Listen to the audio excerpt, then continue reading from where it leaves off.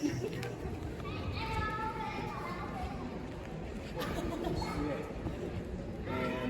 there's a QR code in the back of this. Did you It has win a the whole door catalog prize? of our stuff on it, and I guarantee you we're going to find something that you're going to like. I promise you.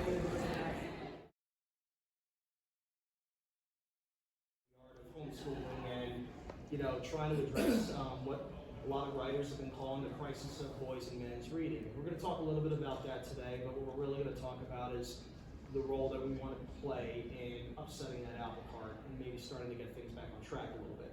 So I know everybody here is familiar with us, but we are Racketeer Press, and one of the main lines that we do is boys' adventure books, and those are written for an audience of age 8 to 18, with little segments in between, of course. Some books lean more heavily to one side of that than the other, because boys still seek adventure, right? If there's one thing that we've seen, I think, in a lot of entertainment in the last 10, 15, 20 years, it's gotten very talky.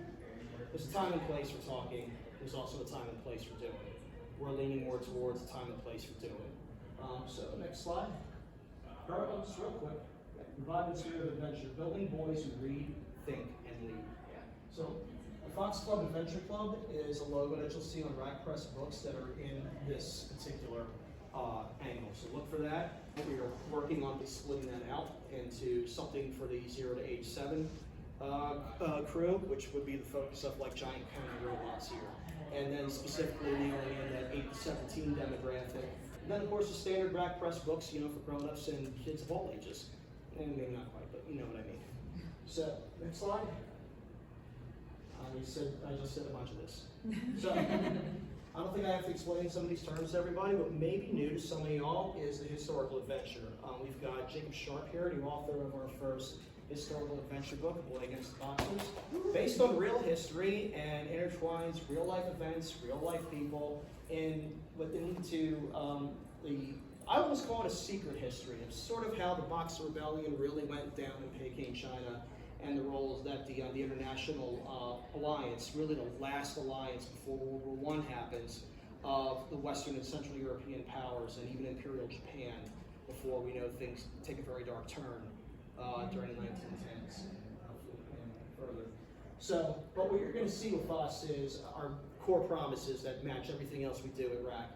The good guy wins, the story is fun, and your son is going to want to read the next one. Okay, that is our goal. If we're not doing that, we are royally screwing up, in which case you can blame me, because I'm the editor-in-chief of this whole boys book thing. Took over for the wonderful Cedar Sanderson, without whose hard work and direction and just all around support for this, none of those would be there. Okay, none of those would be there in print, live, and available for sale. But fundamentally, our authors and our staff, we believe in boys. We think that there's been a lot of, I think boys have gotten a bit of a raw deal in the pop culture at large over the last 20 or so years. And in a second, we'll kind of go into our background and might explain, what skin in the game do I have? What skin in the game does Professor Spaulding and everybody else have? That why you should even listen to us? Because if you nodding your head and agreeing with us on that, chances are I don't need to go into a lot of detail as to why you think that, but I also understand that you don't have a reason necessarily to trust me. You don't know me as Adam. You've never seen me before, and how do you know that I'm not going to pull the rug out from under you and give you just another more of the same slop that we're all sitting here dealing with today that Scholastic Books wants to give you, which is a heck of a lot different than the Scholastic Books of when I was a little boy. 85. Yeah, we'll go with that. 85, 85. Same. I was able to buy the Chronicles of Prydain, and even Catherine Kurtz, if you remember her books, and things like that. And if I go look, every time I go looking on to my daughter's Scholastic Book Fair when she was still in public school, and I saw, I think I don't need to go too much detail on the state of affairs. So we won't belabor the points on that. Next slide, please.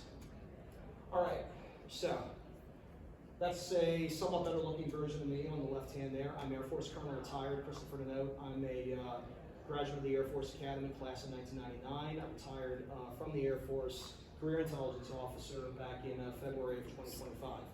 I'm a dad. I have 2 kids. I'm married to an Army veteran. She did 8 years in the service as well, and we met at the staff meeting. which is a really funny story. I'll happily tell at the bar perhaps after this. We have a soon-to-be 12-year-old who will be entering sixth grade. She's the primary reason we decided to homeschool. So we're already starting this summer, so we can start figuring things out. Moria Press is what we're using. And I have an 18-month-old son. So the retirement gift, you know, and according to some of the other veterans you might meet talking around at LibertyCon, yes, the retirement baby is a thing in the military. Usually you hear it from the ladies as opposed to the guys, but he was born 2 weeks before I retired, just enough time to get him registered in Deers, if you know what that is. Yes, my husband he just turned 67. I will be 54 in August, and we have a 10-year-old and an almost 13-year-old. So you know exactly what I'm thinking. And you know, you were on a base that was mostly TAC-P and special tactics dudes, so the fact that you're still standing here today with hair and sanity in check, I salute you. I taught the military kids. That was my job. I'm an educator by trade. I thank you for your service. That's all I'm gonna say on that one. But what this kind of came down to, my story on this is, well, there's 3 parts to it. Number one, I gave away the game here. I started the academy in the mid-90s, and I've led, the last 2 generations of airmen. Manned everything from a 2-person intelligence section in an A-10 squadron to a 70-man imagery intelligence unit out of the National Air and Space Intel Center at Wright Pat, if you know where that is, and to a 400-person air expeditionary group. Yes, they gave the intel guy almost 30 jets, 400 airmen, and a bunch of Army short-range air defense guys for a couple of weeks up in Canada. We only burned down 1 building, so I mean, we did all right, all things considered. But the point of it being is I've led the last 2 generations of men and women, and just gonna be honest, I'm retired, I can say that. I don't like the way things have been going. I don't like the way things have been going. And I realized that if the battle inside the institution was too difficult for me and my peers and my colleagues to win, then there had to be another approach to how we start having a country that generates the best defenders. The best defenders for our long-term survival and whatnot, because it sure as heck wasn't happening for whatever school systems and environments were producing those kids showing up basically. And I wanted to do something about it. Furthermore, because I was a girl dad for a very long time, about 10 years, I started getting very concerned as my daughter started approaching an age where, boys weren't as quite icky anymore, about the type of men that are there, not only for her to, have as, playmates, but as friends, dating possibilities, and eventually settle down and maybe start a family with at some point. And that worried me very much. Then I had a nephew, 4-year-old son, watching my sister and her husband kind of go through their issues as they're starting to bring this boy up and the school environment that he was in. And then we had our son. And I'm sitting here looking at it going, well, what do I want to leave? Especially being a dad that's a little later in life, where there's a very large possibility that I might not see some of his later more formative years. It's just a reality that I have to live with and deal with. So what do I want to leave him with in the meantime? And having come on board with Rack Press a few years ago as an author, one of the companies that I wanted to start publishing my work. I've been published off in fiction since 2019 or so.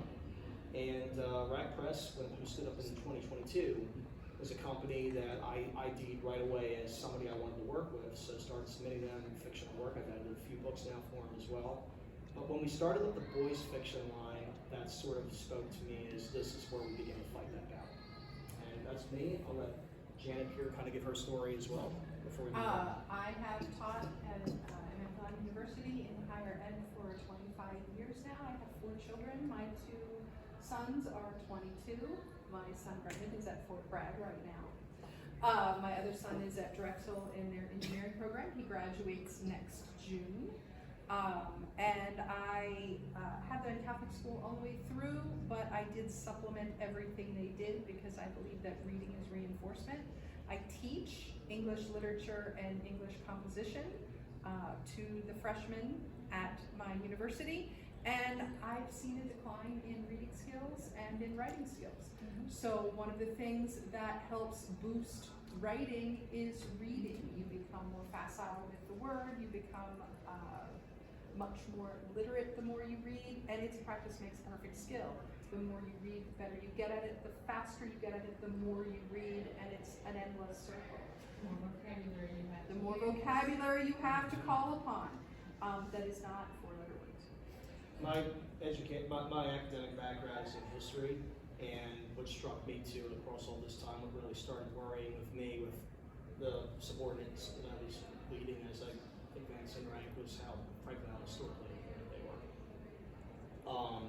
And with that, that ties into it, not only just a lack of reading, but a lack of reading good stuff. And as you'll see, that doesn't necessarily mean nonfiction, and it doesn't necessarily mean textbooks and things of that nature, which is a big reason why this is here.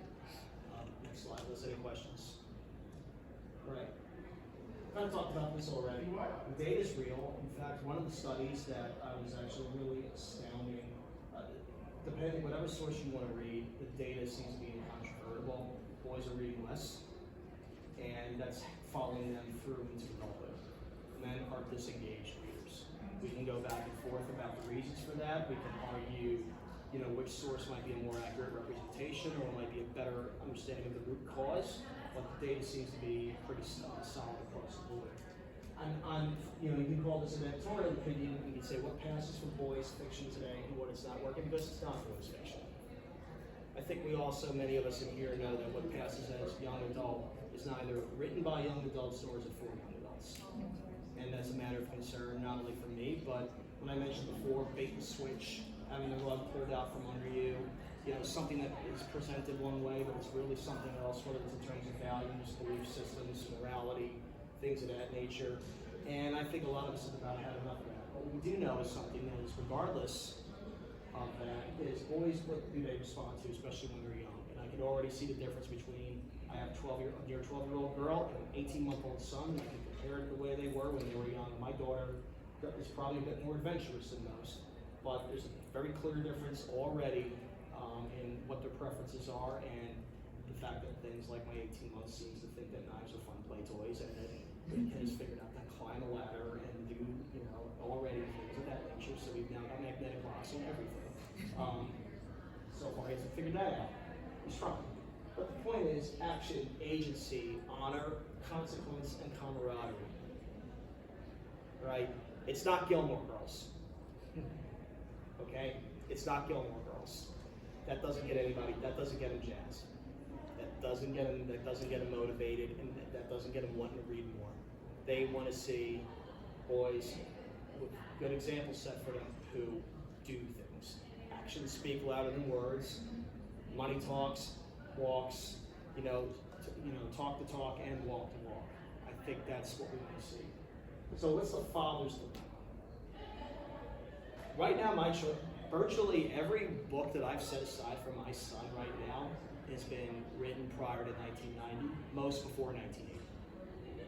The first book that we're leading off with in the literature class for my daughter's homeschool curriculum is Adam of the Road, which is a medieval historical fantasy that won the Newbery Award in 1954.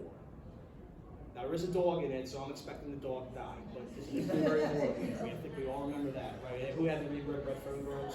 Right? Yep, you all know what I'm talking about. Dog's gonna die. Dog's gonna die. My first PTSD. One of many. So we want to pass on the values, but the books that did it for us are out of print. We're scouring, which makes the data for boys and men's reading habits any worse, because you know what those studies are mostly not including? What happens at used bookstores. That's not on Bookscan. That book's already been sold. That book was probably sold 40 freaking years ago. So guess what? What looks like a bad situation even looks worse, because the data isn't capturing where for the most part, men and boys are probably getting the reading material from. But I'm telling you right now, it's almost like a mantra in my head: don't trust anything written after 1980. When it comes to, I know that's a generalization, and it's a gross generalization to make in a room full of writers and editors. Hi, I'm right there with you.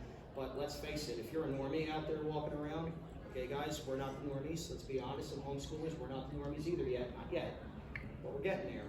I think we kind of, I'm talking about my next door neighbors, all right? What is their son want to do? You know, and there's precious few things. I can name a few good examples. The Wingfeather Saga is a good one. It seems to pop up a lot. Percy Jackson, I've had about 1 million kids tell me about Percy Jackson, you know, and I've even sat there and watched that and gone, I've read better than this. So. Watch out how it goes later too. Yes, It starts out okay, and it really just. Oh, hello, Wingfeather, not Wingfeather, Wings of Fire. Hi, Wings of Fire. Yeah, I found that was a real fun conversation with my wife. You know, when one of my daughter's friends gave her some of the later books. Not a conversation I wanted to have at the age she was. So take this away. That is not us. All right, if you take away nothing else, if you repeat nothing else, that is not us. We will not pull the rug out from under you. Nor do I presume to tell you how to raise your kids. This I'm going to hand over to Professor Spalding here because you really need to hear this. Fiction isn't a break from learning. Fiction is actually learning.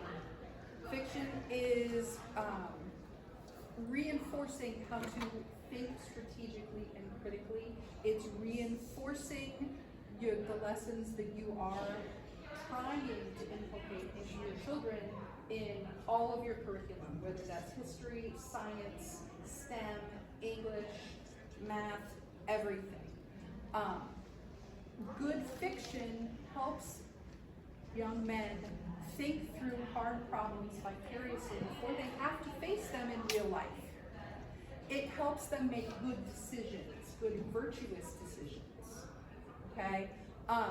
And character formation is best taught through example. Whether that example is your peers, whether that example is your father, whether that example is found in fiction. We provide books, and the quote from Dave Freer, which is on here, Dave Freer wrote this book, Storm Dragon. The message we're sending with our books, our main characters, our boys, model courage, accountability, ingenuity, loyalty. The difference between passive consumption and a screen and active reading puts your imagination at work. It serves as a good example. I'm sorry. No, go ahead. So I wanted to grab my phone just because I want to make sure I get this citation correct, okay? Mallory, one of our boys' books author, is a British PhD candidate who is researching this very topic for his doctoral dissertation. This is one of the studies that he's been working with. Jeremy Moss, in the biggest international study of its kind, looked at 297,000 15-year-olds across 35 countries and asked which kind of reading develops reading skill. Answer, overwhelmingly, in every case, fiction. The one that actually develops, reading comprehension, that retention and critical thinking, all of that stuff that we love to talk about, it was fiction. It sure as heck wasn't textbooks. It sure as heck wasn't even nonfiction. I love nonfiction. We all love dad books, right? What's a dad book going to be about? War, probably war. Biography, maybe sports. But you want to know what the difference is? Me, you, we know how to read already. That's why we can engage with nonfiction, and it is still effective for us because we learn how to do this with fiction. Fiction acts as character curriculum. You don't have to be the preachy one if the book is doing preaching for you. And we don't mean over the top, beat you over the head. Message, message, message. It should happen organically. Books demonstrate, if you want to pass on culture, you use your literature and your art to depict your values winning. We've seen plenty of other values winning that we're sitting here going, that doesn't even pass the real world test. Mm-hmm. Next slide. Okay. Honor and dignity and the price of that. It's not going to be all solved for you. It's not going to come free. Why? Because nothing is free. We all, I think, know that. I don't think we impact our beating or anxiety. So why publish science fiction, fantasy, and historical adventure? Because you know what else it helps to take the context away? Sometimes it presents very real problems in a fantastical place that doesn't lock the reader into what happened at school last Thursday. To that. There's a time and place for that slice of life stuff. I read Encyclopedia Brown when I was young. I read The Great Brain, you know, all that kind of stuff. Not knocking that whatsoever, but you know, it was also incredibly effective for me. I'm of an age where CBS Story Break with Bob Keeshan, Kathy Kangaroo, and ABC Weekend Special were my gateway drugs to reading because they adapted books. I wanted to go read those books. Except How to Eat Fried Worms because I've seen like every freaking adaptation of that damn book known to man, and I even read it a bunch of times when I was young. I Right? just read it with my son not long ago. So there you go. I don't hate the book. I'm just so tired of it. Yeah, the story's great. You were talking about teaching world here. But that's exactly where we're coming from. We want to put a protagonist into an unfamiliar situation, but dealing with familiar thoughts, feelings, problems. I had an interesting situation because I teach English to homeschoolers, or I just graduated. But what was interesting is almost every single kid, especially under the middle school age, every single kid that would come in, homeschool or not, that they're like, the parent would be like, my kid doesn't know how to write. Help my kid learn how to write. And I said, well, do they read? No. I said, well, do they speak? Do they do like talks at church or in anything? No. I said, well, don't you understand that all three are connected? This is a thought process problem. And so what we would do is most of the books that I started with were Treasure Island. What's the one with the dog? Oh my gosh, my brain just turned. Old Yeller? Yes. You know, just all of those classics that their parents are like, this is boring. And I'm like, nah, let me teach you. Let me show you exactly how exciting this is. And we're acting it out, all this stuff. And you know what? By the end of that 6-week period, these kids were talking about a book. So I got them talking. Then all we had to do was work on how to write it. And that's, they become that active imagination engaged. And that's what they need. They need to get away from this passive thing. Because they just look at you with this blank face waiting for you to put stuff in their heads. Mm-hmm. And also, they learn that school is a checklist. And nothing disrupts that checklist train of thought more than pulling your kid aside and saying, okay, explain to me what happened in that scene. And then guess what? That's where I'm going to just say it. That's when the bullshit drops. Yeah, yeah. Right? Because that's when you're like, so you don't actually understand what you read, do you? All you did was check the box and answer. You look for the vocabulary words and all that. Why? Because that's what school is teaching them how to do.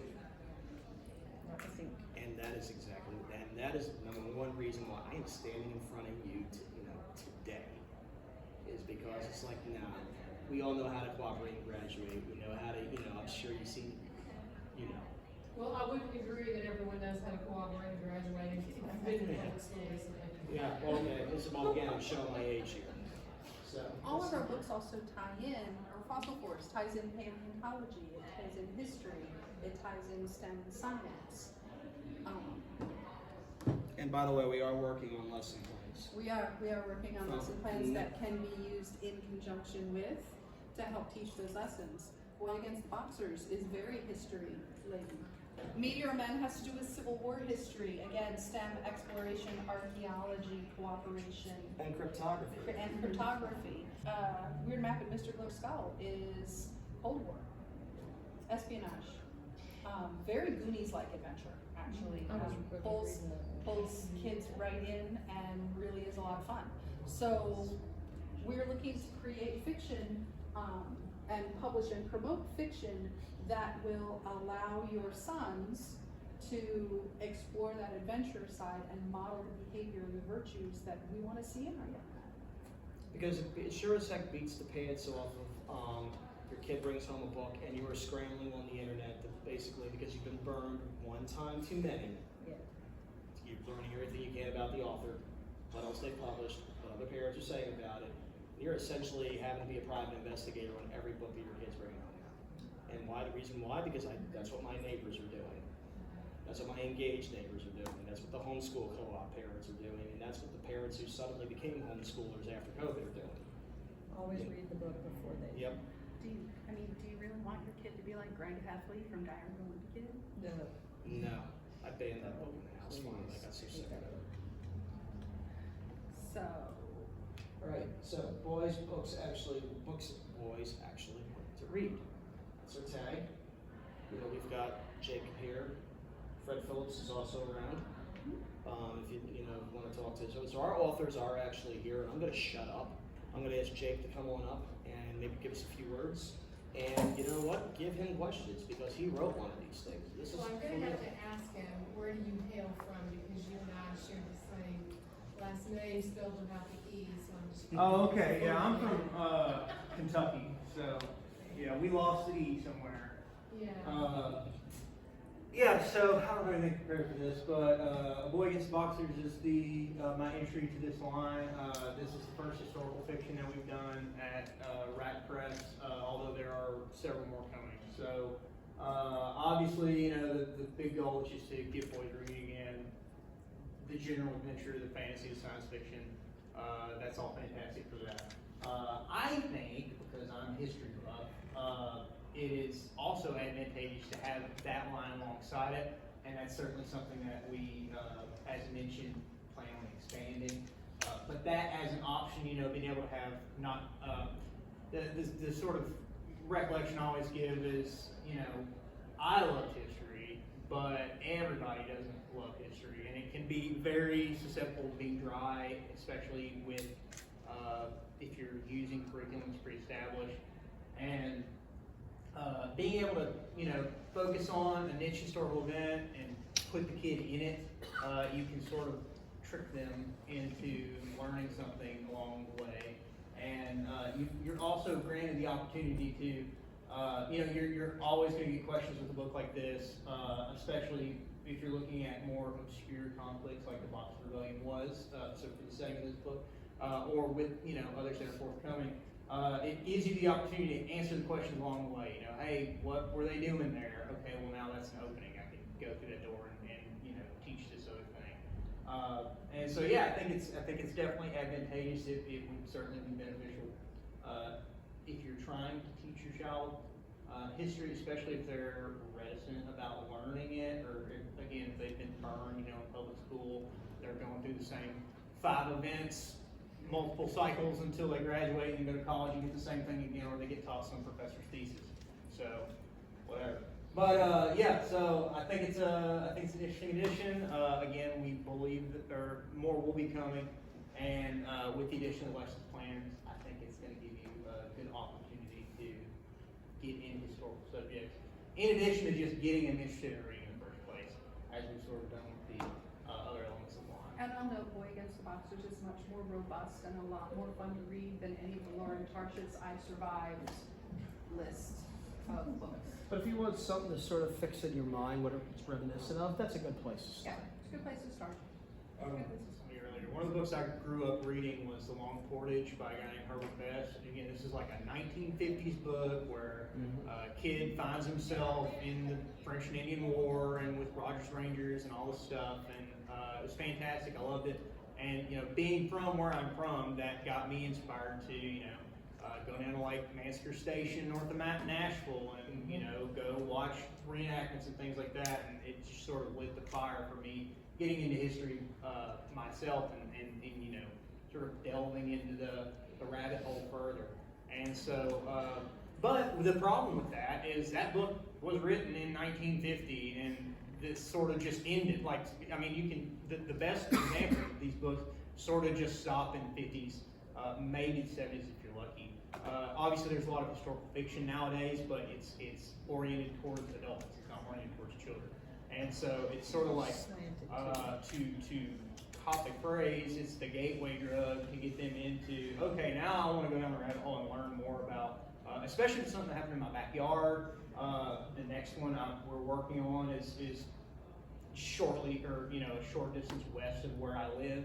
I think if you can find books like that not only get them involved, but get them interested in, or get them thinking about like, hey, this is all around me. You know, it's a little different when you're just reading about something abstract for the 15th time, oh, World War II, Civil Rights Movement, whatever, versus when you find out, oh, the historical marker sign on the side of the road that we pass every day of our life, like something significant actually happened there. And now the kid is thinking, okay, well, I'm going to go stand where those people are standing. I'm going to read more about it. I'm going to find out, you know, what actually happened here, how did it sort of impact my life, the city around me, you know. Adventure in general is a very real thing, and it's something that I think you can feel, especially in the modern era, you can be very separated from it. As kids, you're growing up, you've got video games, maybe it feels really foreign to you to actually go out and do something. Not knock video games, I love them, but it's a different world now than it was even when I was growing up in the 90s.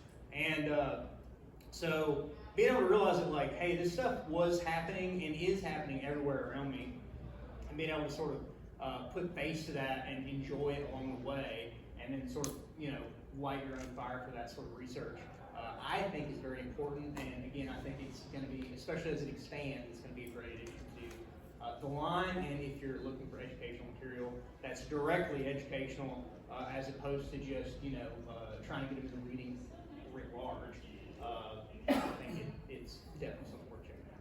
Well, and as an educator myself, and I know you guys are in development, but just think about this, like your historical book that you're talking about. Those type of books will lend themselves nicely to unit study. And I mean, that's where I'm leaning. This is my first time bringing my kids out of public or private school and doing homeschooling, and that's where I'm planning to do is pretty much unit study. Because both my kids are really bright. I have my daughter who's been identified as gifted in all awards, but they lean themselves to that. And even extension. I was just thinking as you're talking and I'm listening and I'm thinking about books and all this. Taking that kind of book, or let's say, Swiss Family Robinson or Treasure Island or something, and then as a part of your unit study, this might be something I don't know if curriculum writers are, but bringing it into a family comparison story. So then it becomes a writing activity where you, for your family, you are developing a similar comparison story. What happened to us when we got the car broke down in blah instead of the Swiss Family. You move it into genealogy as well. Yeah. So. Any questions, comments, not remarks? What's your next book? Black Patch Boys is going to be the next one that we're going to be doing, or that I'm going to be doing. It's set in the Black Patch Tobacco Wars in Western Kentucky. Basically, that period was 1908, somewhere around there. So shortly after the Boxer Rebellion occurred, a couple years down the road, Western Kentucky is known for what's called the Black Patch Tobacco region. You've got all these varieties of tobacco all over the world. The one in Western Kentucky, it is grown and then it is fire cured in barns. Up until the last 10 or 15 years, you could drive through that part of the state during a certain time of year, and there's just smoke coming off the ground as far as the eye can see coming out of these barns where they would cure it and then sell it for a premium for certain types of product. Well, you only had one buyer during this era, the American Tobacco Corporation, or American Tobacco Company, the ATC, and they took advantage of that, and it was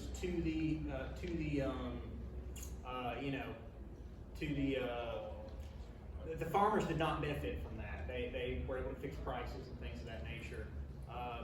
There was effectively a counter movement to the American Tobacco Corporation, and you had open warfare in many cases in the Western Kentucky region. Cities were besieged, warehouses were burned, and in the middle of that, you had families caught up who were, you can either go along with the tobacco corporation and try to sell your product because you're not doing great anyway. This is the early 1900s and you're a tobacco farmer, or you can stand up for yourself and go along with they're referred to as the night riders, and they, that might not be in your interest either because they're telling you what to do. If you're essentially a scab, they're going to burn your barn down, they're going to burn your farm down, and you don't have much to start with. So it's either go along, get along with either crowd, and you had a lot of people who were caught up in the middle of that. I'm trying to draw some comparisons in that one, not only to just the actual history that occurred, but hey, you've got extremists on two different sides of an issue, but maybe you've got friends that their parents believe strongly a certain way, or they believe a certain way, and you're sort of getting drawn in a different direction. You don't have to be enemies with everybody. You can have differences in opinion that are not necessarily, they don't have to bring you to violence, which I think is relatively topical right now. And so, yeah, so that's the next one. Again, kind of niche historical conflict that happened in some people's backyards, depending on who buys the book. But yeah, so that's the next one. We've contracted for a series coming out that's gonna be based on the Anglo-Saxon Chronicle. So if your curriculum includes medieval literature and things of that nature, we're gonna have you covered, because I grew up reading Ivanhoe and Robin Hood, and I've been missing something like that I can read to my kids, something fierce.